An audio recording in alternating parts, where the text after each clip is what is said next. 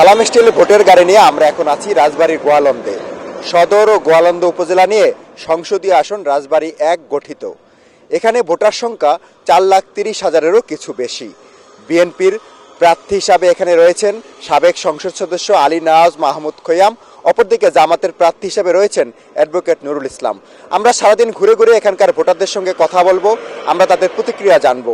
এরই মধ্যে অনেক ভোটারের সঙ্গে কথা বলেছি, তারা বলছেন যে রাজবাড়ীতে যদি একটি পদ্মা সেতুর উপরে দ্বিতীয় পদ্মা সেতু নির্মাণ করা যায় তাহলে রাজবাড়ীর সঙ্গে ঢাকার যোগাযোগ সহজ হবে।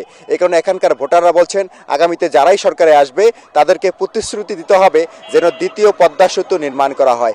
একই সঙ্গে তারা বলছেন যে এখানে অবকাঠামোগত উন্নয়ন অনেক হয়েছে, কিন্তু এখানে সুশাসন প্রতিষ্ঠিত হয়নি, এখনো মাদক এবং কিশোর গ্যাংয়ের উৎপাত রয়ে গেছে। এসব বিষয় থেকে যারা মুক্তি দিতে পারবেন তাদেরকেই জনপ্রতিনিধি হিসাবে চান রাজবাড়ী জেলার বাসিন্দারা। সালাম স্টিল ভোটের গাড়ি নিয়ে এই মুহূর্তে হচ্ছে আমার কাছে সবশেষ খবর।